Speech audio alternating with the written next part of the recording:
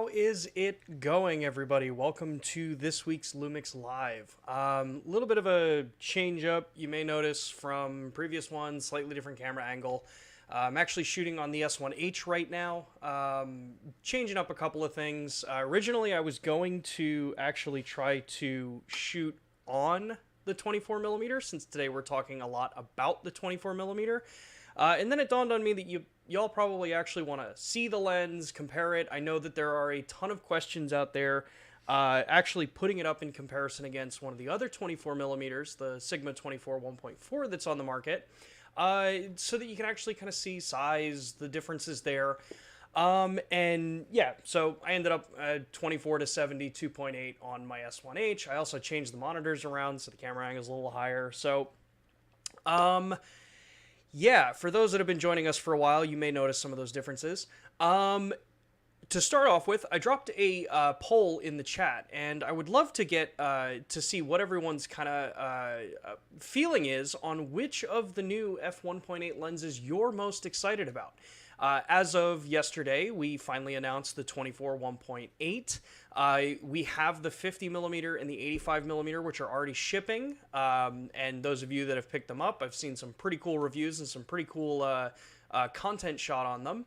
But yes, we do have the 35 1.8 coming out. I don't have any future information yet as to when that one's going to be available or pricing. But, you know, it's always interesting to see which of the focal lengths most people tend to kind of gravitate towards. Sorry.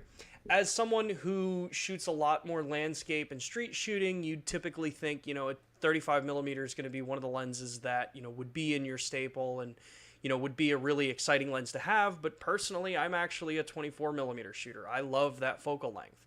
So as we go through the stream, drop your answer in the poll. Curious to see what, you know, how this actually shakes out at the end of this hour. If you are new to the Lumix Live platform, these are our weekly live streams, the weekly broadcasts that we do here on YouTube. We just talk about products, we talk about, you know, images, photography, videography. Sometimes we'll have some guests on here. We'll have people like Matt Frazier join us to go really deep into some of the technical sides of things. We'll also talk about, you know, some of the other filmmakers and other creators out in the industry and, you know, invite them in to hopefully show some inspirational things to everybody that wants to join. But as a lot of you have seen over the last month and now onto this particular stream, these are our very, you know, kind of more technical streams where we're going to be talking and answering questions from all of you about particularly the 24mm lens today. But as a side, you know, kind of conversation, feel free to drop any other questions that you guys have in the chat as well, and we'll kind of keep this one a little more loose. Not necessarily an AMA or a tech talk kind of thing that we normally do, but you know, I want to talk about the 24mm lens. I've been shooting with it for a couple of weeks now, and I have some cool images from downtown Austin that I want to show because you see a lot of the you know, kind of ready shots that we already have in our normal presentation, but there's a couple things that, you know, from actually going out and shooting with it, you know, I'm able to answer questions for you guys. So, alongside of that, if you are new or even if you've been here for a while, make sure to tag at Lumix Cameras before your questions so I can see it pop up in the chat here. It allows me to be able to just kind of see what y'all are asking about so I can get some answers there. And then what else do I normally do? Oh yes, the Lumix Pro Services. So if you are a Lumix user, make sure to go take a look at Lumix Pro Services. We have the red and the platinum tier here in the United States. The red tier is our free membership that gets you 3-year manufacturer warranty, so it extends the normal warranty that comes with the camera. You get direct service into our Lumix repair team and service team instead of going through the general Panasonic service system. You're also able to get, you know, kind of information as we release it, stuff like that. And then we have the Platinum membership, which is our paid premier service. This gives you a really cool welcome kit with a really nice strap, which is a co-design or collaboration with Peak Design. You get that 3-year warranty, manufacturer's extended warranty. You also get 2-day repairs with free next-day shipping both ways. 20% for out-of-warranty repairs, which covers, if you drop a lens or camera and break something. You also get cleaning service and firmware update services, so sensor cleanings, things like that you can send your equipment into our team to have it, kind of refreshed at the beginning of a season. And most importantly, you get an exclusive membership hotline where you can give us a call and actually speak to someone instead of going through necessarily chat or emails back and forth, which for some people, they really prefer actually being able to talk to somebody about some issues. So you can definitely take a look at that. If you are in the United States, you can use the QR code that was up on the link there. If you are joining us from overseas, overseas from the United States, I've just dropped the Lumix Pro global site, which will let you be able to see what's available in your region and which countries have the Lumix Pro services available for you. So with that, let's take a look. I see some questions in the chat here, so let's see what kind of questions we got here. So the real Aaron says, are you going to speak on the GH5 Mark II and the GH6? I can. If you've got questions, feel free to drop them in the chat. The real Aaron also says, are the new lenses part of the new alliance between Lumix, Sigma, and Leica? Yeah, so this 24 millimeter that we're going to be talking about, this is part of the S series line of cameras. So anything where you see an S dash, when you look at our model numbers or our part numbers, that indicates that it is an S series lens, which is designed for full frame cameras, which would be the L mount of cameras. We did just release a Micro Four Thirds lens as well, couple weeks ago. That was the 25-50 f1.7. And we did a talk about that, which for the playback, I'll drop a link up here where we talk about that lens as well. So there's always a bunch of lenses coming out, and obviously as we move through the rest of the year, it's an exciting year for Panasonic Lumix. Let's see here. 35 millimeter f1.8, please. Yes, I know a lot of people are waiting for that 35 millimeter. When can I swap my credit card? When will they be in store? So the 24 millimeter should be available in retailers, I think middle of October is when it's slated to start shipping into retail stores. Obviously, like every new product announcement, you want to make sure that you're early on if you are looking at getting it. First shipments usually sell through really quick, so it's a lot of times it just depends on how much the dealer that you normally shop at actually brings inventory in with it. So, Art says, since my favorite lens on the GH5 is the 12mm 1.4, the 24mm would be the first I would add if I switched to L mount. Yeah. And that's actually one of the things that I want to, take a look at, because I have my I have my 12mm 1.4 that I normally use on the BGH1 when I'm using that camera, and that lens has been such an awesome addition to the kit, and it's great for stuff like this where it's talking heads work. 24mm is a pretty nice range for this kind of shooting, and yeah, it's a fast aperture lens. But on the full frame series, you get that fast aperture, you get a really compact lens as well, and it's just a solid performer. So yeah, on the full frame series, if you're someone who likes shooting 24mm, yeah, it's gonna be awesome. J&W says, how does this work with Ibis for video? That and gimbals are obviously case for this. 24mm on a kit lens is about as wide to go without getting some warping. So yeah, the 24mm is a phenomenal lens if you're someone who shoots weddings or events and you're flying a camera on a gimbal, or even if you're just shooting handheld. This kind of focal length really does, kind of lend itself to whether you're shooting full sensor width or if you need to shoot in at 24mm or at 60p and you want, you have to work with that Super 35 crop.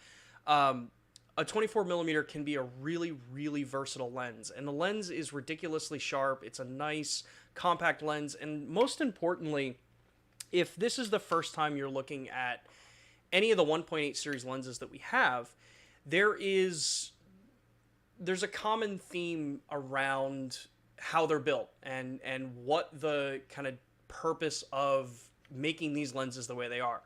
I see a lot of people asking questions online and in general forums about, why is the 24 millimeter as big as it is compared to the 50 millimeter or the 85? And ultimately, when you look at what our goal was in designing this particular series of lenses, it's so that, and I have the 85 millimeter here, I unfortunately don't have my 50 millimeter with me, but if you look at them, they are identical. Their design is made to be the exact same external chassis between each of the 24, 50, 35, and 85. And what that gets you is if you're someone who's shooting on a gimbal, you're going to be able to swap these lenses out really quickly without necessarily having to rebalance your gimbal, retune the gimbal motors, and you don't have to fiddle around with your follow focus if you're using something like that on your system. So it really makes a big difference if you're someone who's a prime shooter and that's how you're going to go to your normal, day in, day out shooting. The other important thing is that all of the filter threads on these lenses are the same. They're all 67 millimeter filter.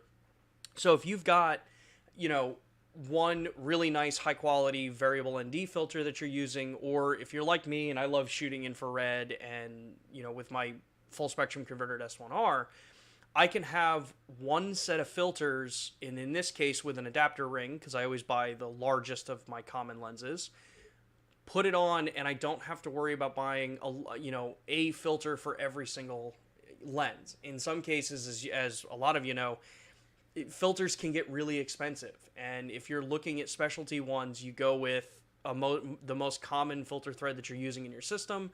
Now you've got a set of lenses that use the same filter thread, so it's as easy as just popping that filter on and you're not worrying about it at all.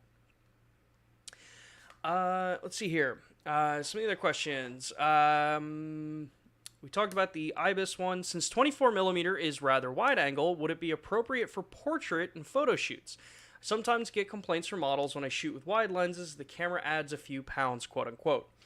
Yeah, so traditionally, you usually wouldn't be shooting a portrait still with a 24 millimeter lens in the traditional sense, where you're going to get real close to your subject and you're going to shoot that way.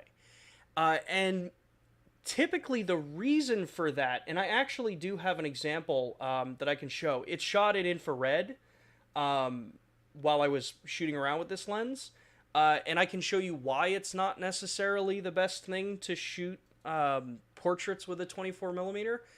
But where you can make it work really well is if you're doing something like environmental portraitures or full-length portraitures.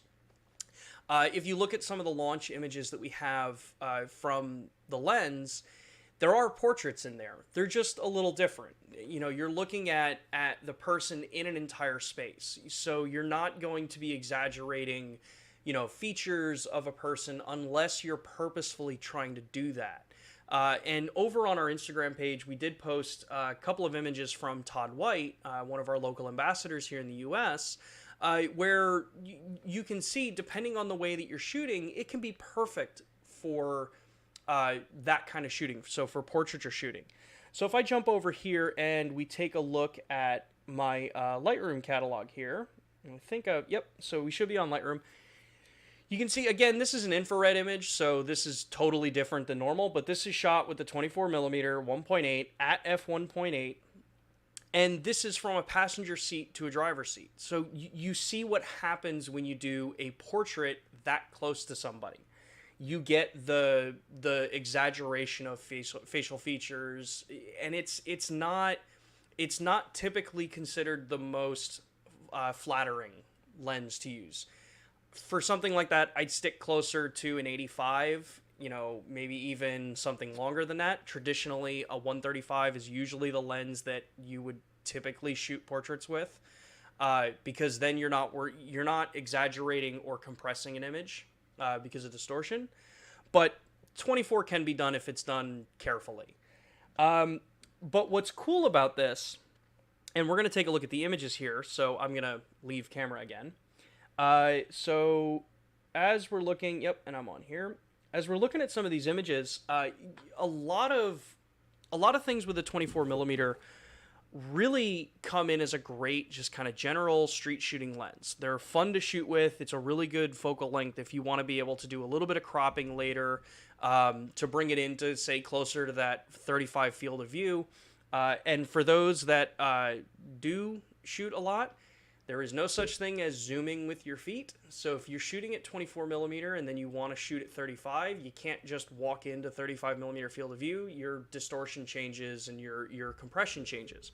So you can crop and you can get different looks, but what's cool about this particular lens is that you have some really, really awesome sharpness in the performance here. So this is shot at 2.8, ISO 100. I just shot these a little bit earlier today. These are on the S5.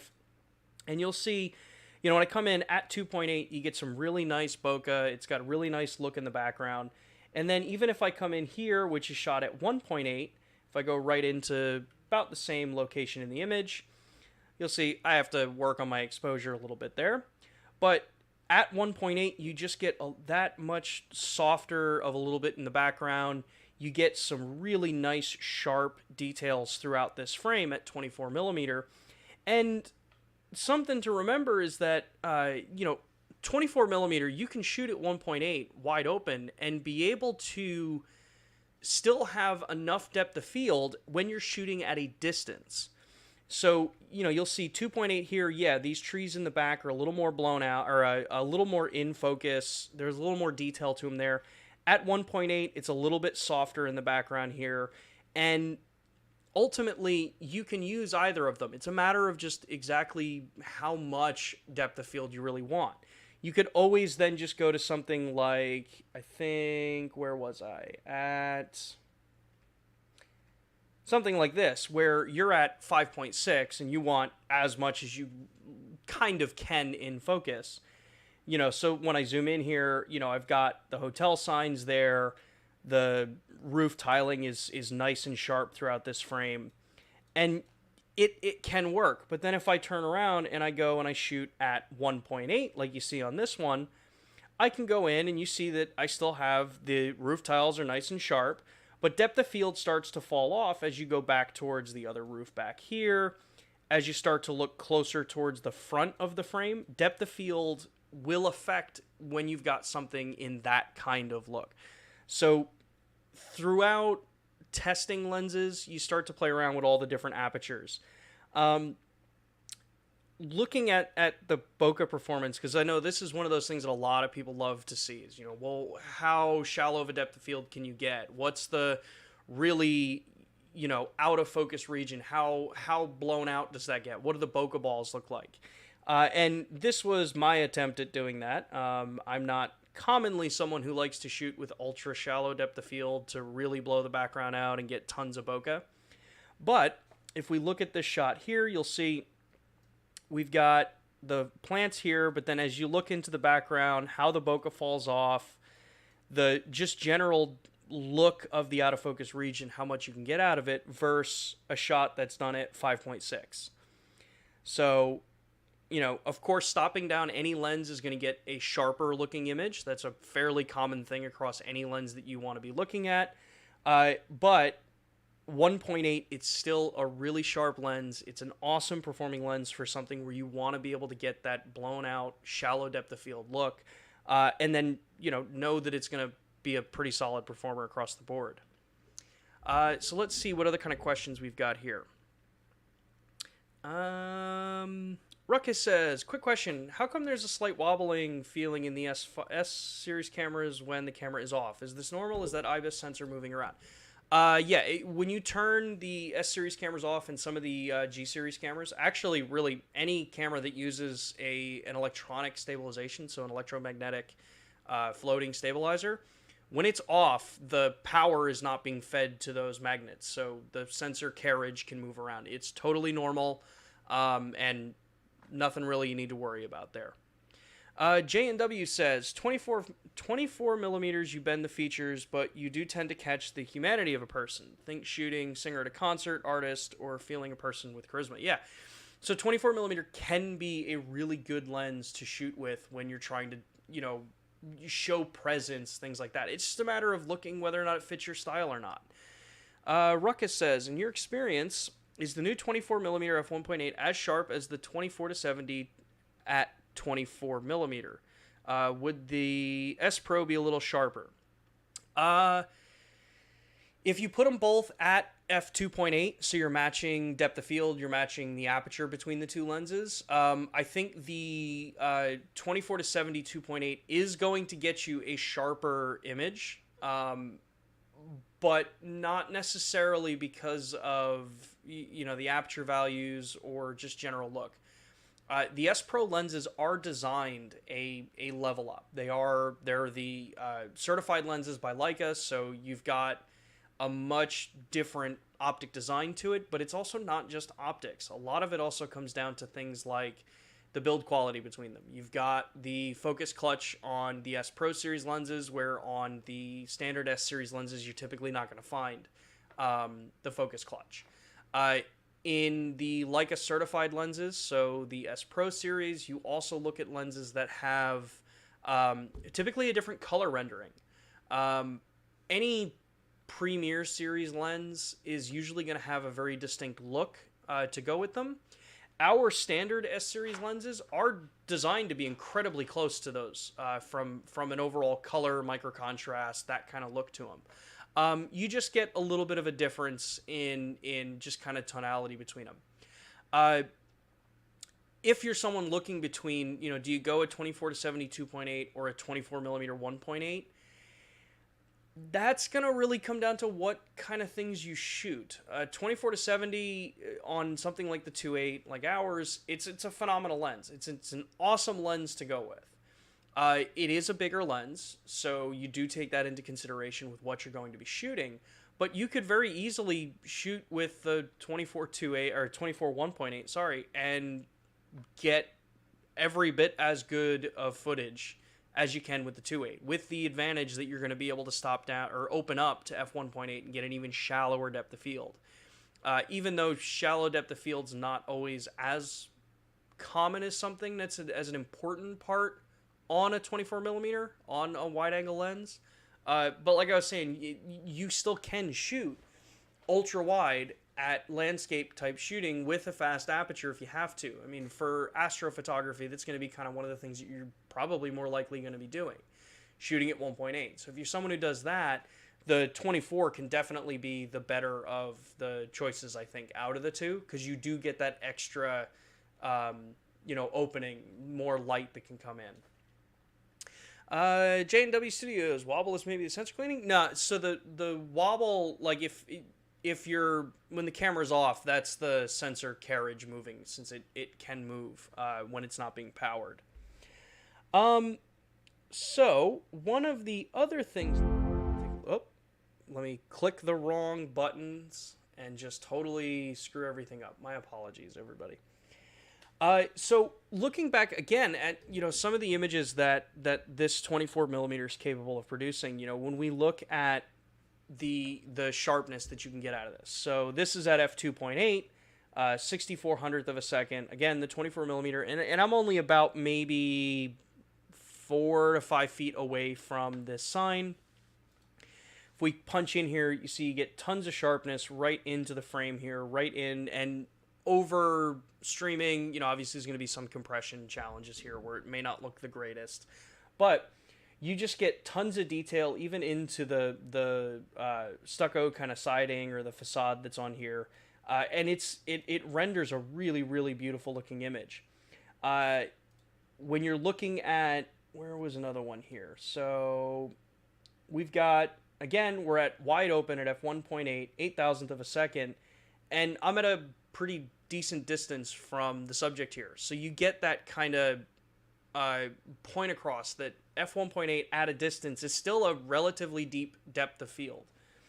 So even when we come in here and we start looking at, the details in the sign, how much details here, even down into the sign in the back, you get that subtle fall off, you get that subtle, kind of softness in the background. So you do get that depth of field look, but you're not getting a crazy, ultra shallow depth of field when you're this kind of distance away. And this is from a sidewalk up to the sign that's up there. But then looking at, kind of a more traditional snapshot kind of landscape, You know, that's downtown Austin, Texas here.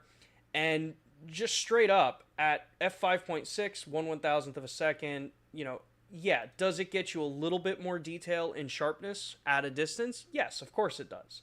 You know, I can make out the text here. You know, I obviously have focused on the skyline here, but my depth of field carries all the way back here into some of the different buildings, the signage here. You know, you can read the signs even though, you know, you've got a huge distance here between them. So 5.6 definitely does help for this kind of stuff. And the lens just renders really, really nice. And this is with an S5, so it's 24 megapixel. My shooting with infrared shots here.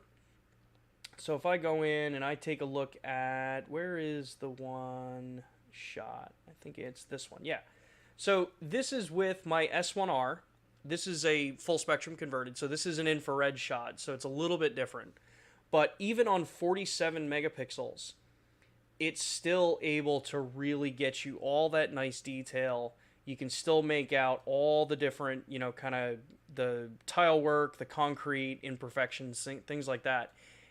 The lens is a stellar performer, whether you're shooting on the ultra high resolution or if you're shooting into, you know, the 24 megapixel sensors, the more traditional resolutions that you would normally be shooting. So, let's see what other kind of questions we've got here. Hey, Redbit, how are you? Ruckus, thanks for the help. Yep. Hi, I'm from Israel. I can make Red membership too. If you take a look at, you might not, you'd have to see which Lumix region is working in your country. So if Panasonic has a region, localized office around your area, you can take a look on the website and see if they have Lumix Pro Services in your country. We are expanding it. We always have been. So the available countries are listed on this list here. Cool. So, one of the things that I wanted to bring up here is to actually just kind of do a little bit of a recap as to what lenses are still coming out. We know that the Panasonic Lumix line of full-frame lenses, as I'm just getting this link over onto my browser here. The Lumix S-Series line of lenses has been steadily growing. So, you know, we're looking at huge amounts of growth in how many lenses are available for the market. There it goes. Apologize, I'm a little screwed up having a different monitor set up here. So, you know, if we look at the current S-Series line of lenses, you'll see that we've got our 16-35 f4, we've got the 20-60, 24-70, 24-105. These are all the lenses that, you know, we've known. They've been out for a very long time since we launched the cameras, and the system has just been growing and growing and growing. The last two lenses that at least are on this list that are announced as under development, things like that, would be the 35mm f1.8, which we've talked about is it's going to be coming.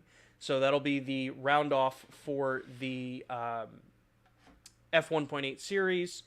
Then we do also have on here large aperture wide angle zoom at some point in the future. And I don't have any more information about what that lens would be or when, but there is slated to be a large aperture wide angle zoom coming in the future. So looking at the entire series of lenses that are out for the L-mount, you know, from Panasonic, we've got a ton available from our brand. You've got a ton available from Leica if you're somebody who wants to go right up into the Leica series of lenses. You want to get their look, their feel from their optics. And then you have a ton available from Sigma as well. So you're pretty comfortably covered, whether you're someone who likes to shoot with primes. If you're someone that likes to shoot with zoom lenses, you're covered all the way from 14mm out to 400mm, whether you want to use a 100 to 400 or you're someone who likes to use a 70 to 200 with a teleconverter, you know, since we have those available. And for those of you that actually like to use adapted lenses, we've got tons of those things available as well. So It's an incredibly well-rounded system that's available pretty much right now in every single focal length that you'd want to shoot in. So let's see, what other questions do you guys have? This particular stream was always going to be probably a little bit shorter than our normal streams. You know, doing an entire stream on one particular lens is a lot of time to talk about it. But, you know, we definitely want to be able to still answer questions that anyone might have. So let's see here. I've waited so long for 24 millimeter. Now I can buy it. Yeah.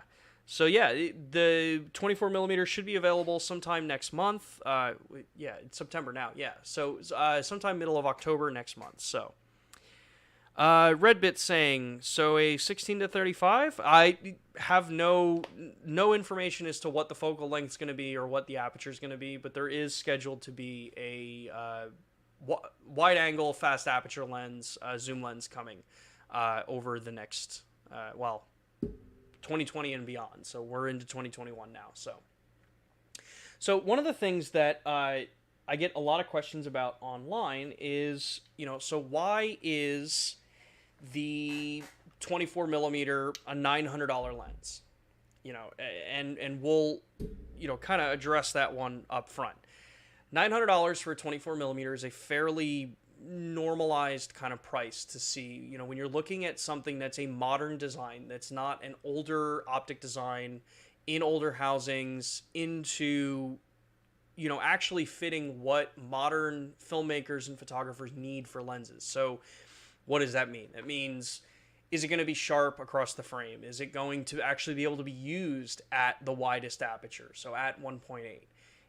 How is it going to work with things like focus breathing, since filmmaking is becoming such an important part of, well, I mean, it has been an important part, but filmmaking is a very important part of content creation for everybody. Whether you're a photographer, you know, strictly, eventually videography is something that clients will be asking about more and more and more. And knowing what the lenses have that kind of make them stand out above and beyond what the traditionally thought of 28 what f1.8 lenses can give you, that's why a lens like this is going to be a little bit more expensive than what you would normally think, even when it comes to things like our 85 millimeter. And a lot of that, like I said, when you start looking at what is built into this lens, so the 24 millimeter is designed to be incredibly well controlled for focus breathing. And if you don't know what focus breathing is, that's where, as you focus from infinity to close focus, the lens is actually changing focal lengths. You can see this on pretty much most of the other brand lenses that are out there that are shooting, you know, any other 24 millimeter out there for the most part. There's a couple that are relatively well controlled, but if you take some of those other lenses, you put it 24 millimeter, focus on something, and then rack focus from near to far or far to near, you'll see that the image actually grows and shrinks. So your focal length is changing. And that, from video, is not a good look. You know, you get that kind of like, again, it's breathing. That's what the kind of, where the terminology came from. It looks like it's inhaling and exhaling. So when a lens that we're designing like this, the fact that we've put the constraint of the design down means that we can build these lenses, a 24 millimeter that's going to be very well focus breathing controlled. The other thing is that a lens like this has the electronics needed and built into it that allows us to do our linear or variable control manual focus. So that means that the focus ring that's on here, when attached on an S-series camera, you're able to tell it, I want to shoot a linear manual focus. So no matter what, no matter how fast you turn this ring, no matter how far you turn it, it's going to have a linear response, where traditional focus-by-wire lenses are a variable speed response. That means if you turn it faster, you'll go from near to far much faster.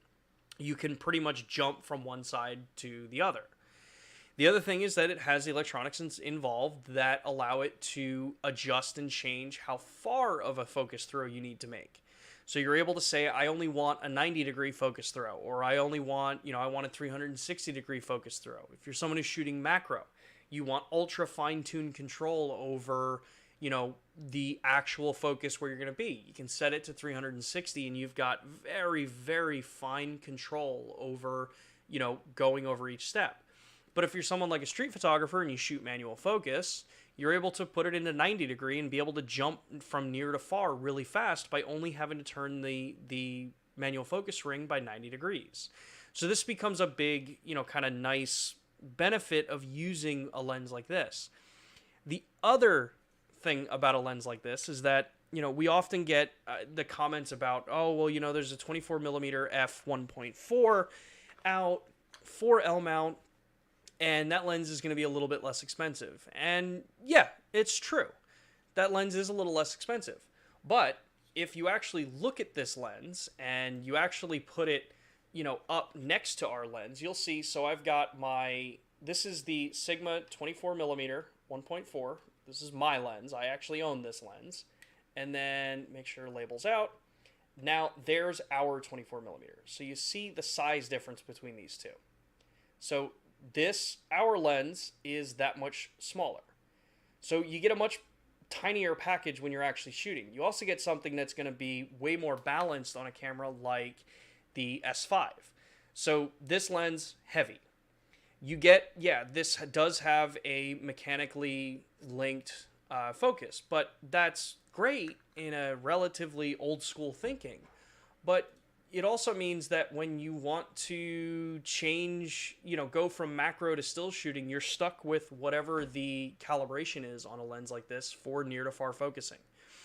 You also get linear focus motors in this lens. So it's going to be ultra fast at focusing, whether you're doing still shooting or video shooting. It's going to be able to keep up and actually perform much, much better. If you look at some of the people out there that have been shooting with it for a little while and have been recording themselves with it, it's a stellar performer for stuff like that. I mean, even shooting stuff like this, the 24 millimeter, like I said, this will be the lens that I use on my S1H whenever I have to switch out like I'm doing now. Because it's the field of view that I like to use for this, and I know that I can trust the focus for it. Before I go too far in there, I see a couple more questions have come in here. Let's see here. Billy Bob, I use the S1R in my studio for portraits. The most used lens, Sigma 135, it's very good. Besides that, the 85-1.8 is beautiful. Love the Lumix optics. Yeah. And so as someone who's a portrait photographer, you're probably used to the traditional thinking too, that 135 is a very solid focal length for portraiture. 85 is, kind of the next best. I would personally say 85 is probably the next best. Redbit, is the Lumix 1.4 teleconverter working with Sigma lenses and vice versa? That's a good question. I don't have Sigma lenses that can take a teleconverter, so I can't test with my teleconverters. I'm gonna guess that they probably don't, because the cameras or the lenses are designed differently. So that would be Sigma's optic design. So you also have to worry about how the spacing is with the teleconverter when it goes into the lens. But it's a good question, and I will take a look and see if I can get you an answer on that, Redbit. Chuck says, is the GH6 going to be out this month? I have no new information on a GH6 for you guys. Sorry. Enrique, is there a macro lens for the S-Series camera? There are macro lenses. There are, I believe, 2 of them. There is the... they're both Sigma. So there is the 70 millimeter macro, I believe. Yeah, macro. Yeah, there's a 70 millimeter f2.8 macro from Sigma, and then I think there's also a macro 60 millimeter, which is actually it's an APS-C lens from Leica. And then if I remember right, I thought Sigma also has a 105 macro, I think. So yeah, there's a couple different options out there for macro shooters. FC. Does the Sigma 24mm lens motor make noise when focusing for shooting videos? That is one of the other major things to take a look at when you look, why are there differences between these lenses? Why is this one more expensive than this one?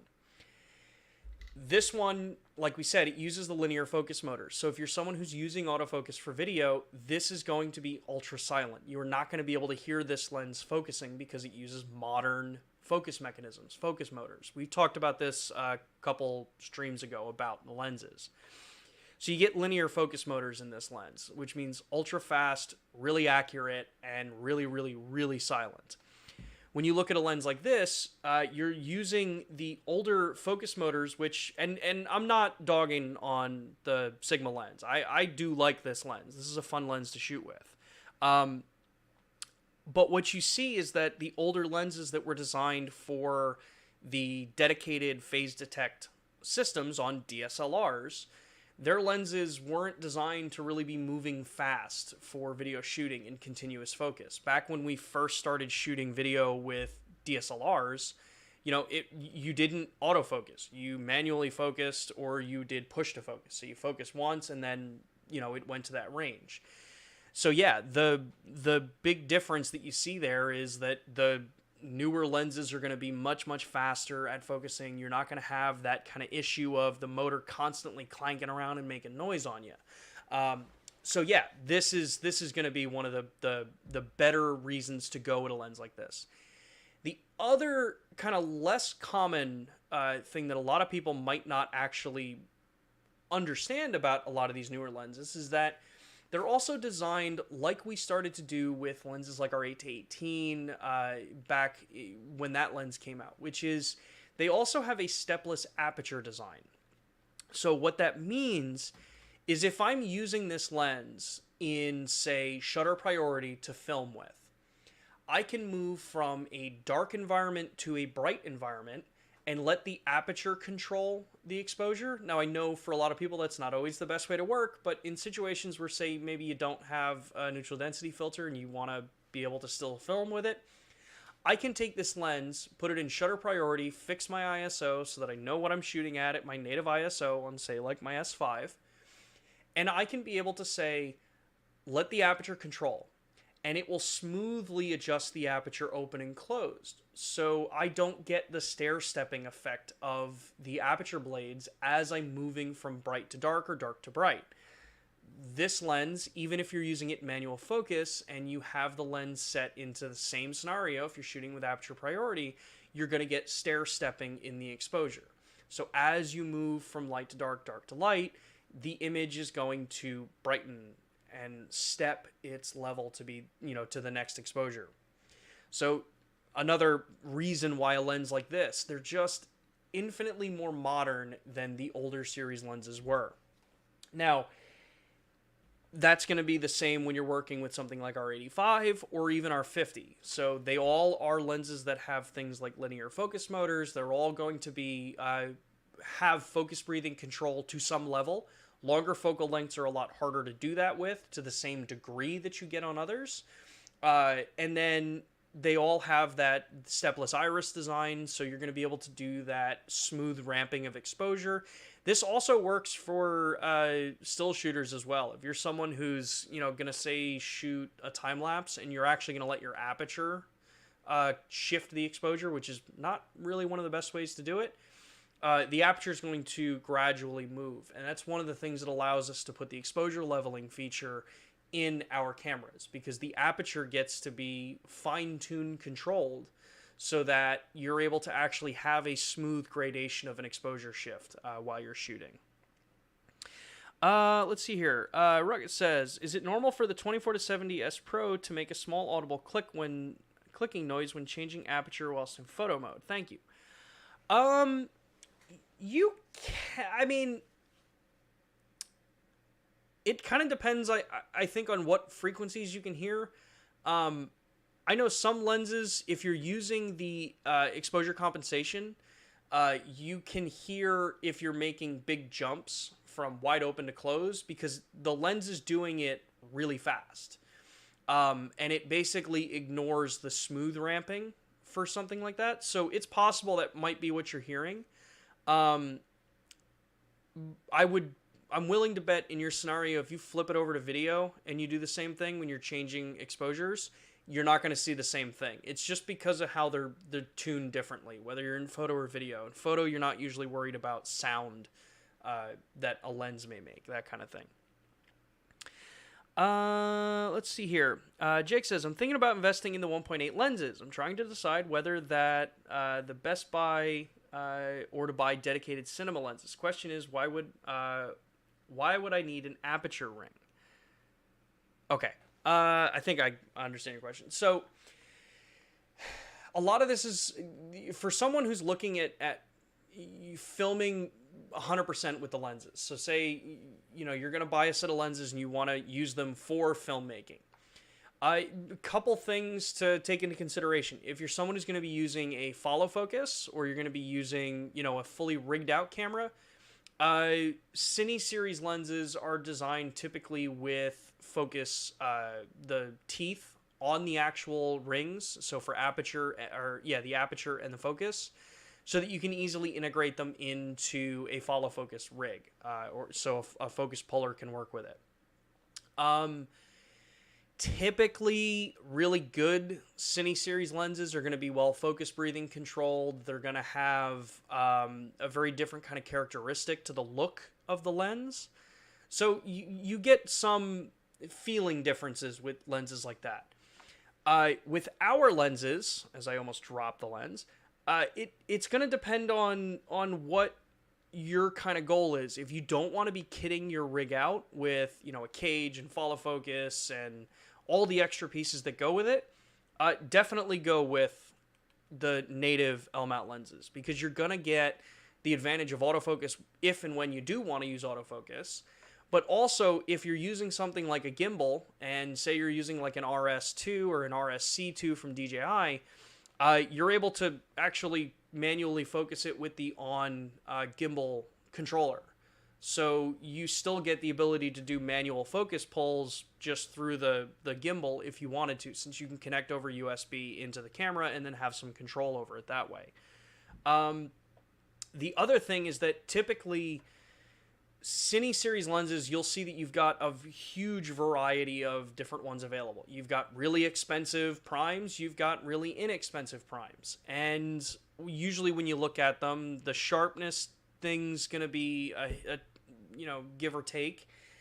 Some people want clinically sharp lenses. Some people want lenses that are full of soul or character. So yeah, you just want to look at what your kind of goal is with your lenses.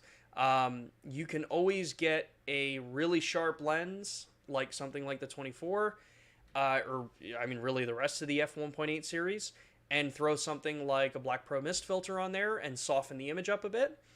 You can't really take a soft lens and make it sharper if you needed it to. So those are my kind of thoughts on it. But I think the f1.8 series is like the go-to series if you're someone that shoots, say, like I love shooting on my S5 and I love shooting on my S1R. These lenses fit perfectly on both of those cameras. Yeah, the S1R is a little bit bigger of a camera, but they're still incredibly well balanced for the platform. Let's see here. Jake asked, do all your f1.8 lenses use linear motors? Yes, they do. I don't have any information on the 35mm yet, but all the ones that are currently available do. Another Jake says, are there constant aperture lenses for the S-Series L-mount? Is there a place for that in the future? Yeah, so these are constant aperture prime lenses. And we do have the 24 to 70 2.8, which is a constant aperture. We have the 70 to 200 with 2.8, which is constant aperture. 16 to 35 f4 and the 24 to 105 f4.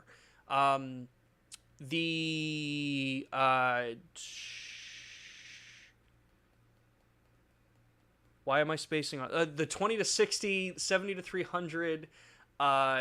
Those are variable aperture lenses. So yeah, there's a solid mix of the different styles of lenses for the entire system. See, Ruckus says, do you recall what the APS-C multiplier is for S-Series cameras while in video mode? Say if you have a 24mm lens in full frame, might the APS-C crop turn the focal length into? Yeah, so I believe it's a 1.5 crop. So 24mm becomes what is that? 24 millimeter times 1.5. My brain does not want to do math right now.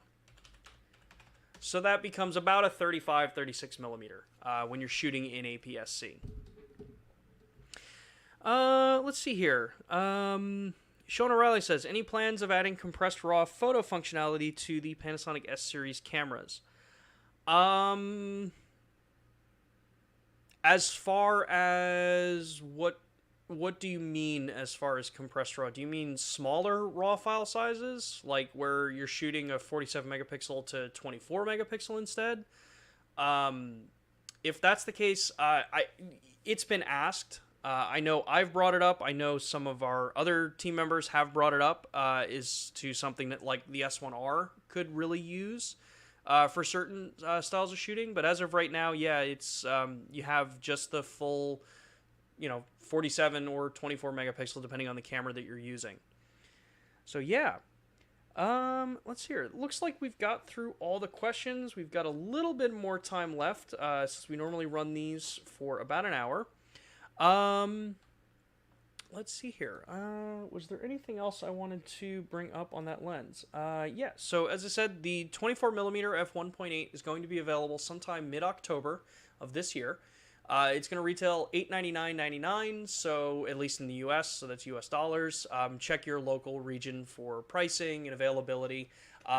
Since I only follow what the US market pricing and availability is going to be. So yeah, once that lens comes out, it's going to be an awesome lens for those that really need that kind of ultra wide shooting. If you haven't already, remember I dropped a poll at the beginning of this stream to kind of see which of the f1.8 series lenses are you most excited about. Looks as though we're getting a pretty good split between the 24 and the 35 the 24 and the 35 millimeters. So if you haven't dropped your answer into that poll, definitely take a moment to check that out. With that, I want to wrap up, provide some more information for everybody. So if you are people looking at in the video space and in that market, and you're someone who's going to be out at NAB or at Cinegear, make sure to come take a look at our booths. We'll have more information about this stuff over the next coming week or so, posted on social. So if you happen to be attending those shows and you want to actually see us in person, or a couple of us in person, definitely swing by Cinegear and NAB, and we will be there. Want to remind everybody again about the Lumix Pro Services. So we've got the LPS Red, LPS Platinum services. These are both of the levels that are available here in the United States. LPS Platinum is our paid service. It's the high pro tier. You get 2-day repairs with free next day shipping both ways, 20% out of warranty repair services. So that's if you drop your camera, drop your lens, you need to get it repaired. You get annual sensor cleanings and EVF cleanings, lens calibrations, firmware updates, and you get an exclusive membership hotline direct into someone with Panasonic. So if you need to actually ask us questions, you can speak to a real live human being. We also have the Red tier in the United States, which is our free membership that gets you your extended 3-year warranty. You do get a member kit in the mail with all the information you need about Lumix Pro Services and how you can use it if you happen to need someone for service. And then you get all the online servicing set up for the program, so you're not having to necessarily deal through emails and chat boxes and stuff like that. So I highly encourage everybody, if you haven't already, go take a look at Lumix Pro Services. If you're in the United States, you can use the QR code that was dropped there. If you are not in the United States, or if you're outside the US, I dropped the link in the chat again. You can feel free to take a look and see what works for you there. I also just dropped into the chat the link to the full L-mount series of lenses over on our globalpanasonic.com site. So you can take a look and see what, all the different lenses that are available, all the adapters that are available. I had seen someone asking in the chat if I had a link to some of the adapters. On that page has the different adapters that are available. There are mount converters from Sigma, and there are mount converters from Leica as well. So you have plenty of options out there for pretty much anything that you may want to shoot or adapt to the cameras. I think that pretty much covers it for today. I want to thank you all for joining me this week. little bit of a different stream. Obviously, we talked about the lenses instead of really kind of like major in-depth conversations about cameras, things like that. Join us next week. We are going to have a really cool stream next week. I'm still working out some of the details for it, so that's why it's not posted up live yet. And then later on this month, like we said, we've got Cinegear Expo out in LA. And I believe we're going to have a stream, not necessarily a live stream since I will be out at the show, but we will have a pretty cool broadcast from the show to bring and show you guys what's going on at Cinegear. Yeah, and I think that pretty much does it for this week. So once again, thank you for joining us. If you want to learn more about the Panasonic Lumix line of cameras and lenses, make sure to jump over to the Panasonic website. Get yourself registered. You can get all kinds of information about this. You'll be some of the first to know about when we have new things coming out. If you don't already, give us a follow over on Instagram and Facebook. It's one of the areas where I personally am usually monitoring a lot of the stuff there. So if you want to continue the conversation, we can definitely do it over on Instagram. And if you have questions or recommendations for future streams that you want to see, make sure to shoot us an email at make sure to shoot us an email at lumixlive@us.panasonic.com. The email address will be on the end screen right after I'm done here, so you'll be able to shoot us an email. I am starting to actually get a little more active on trying to reply to some things that I can when I can. So if you don't get a response right away, I will see pretty much everything that comes through there, but I may not always be responding to that email address all the time. But yeah, feel free to drop us a line over there, and we will always do our best to get back to you, or kind of design new, different streams with more content and more on the point information for everybody. With that, I'm going to end the poll now. And yeah, thank you everybody for joining us, and I look forward to seeing you next Thursday at 2 p.m. Eastern Time. And again, if you feel like you want to continue these kinds of conversations, feel free to shoot us an email or drop in with us over on Instagram as well. Take care, everybody. Hope you have a good rest of your weekend.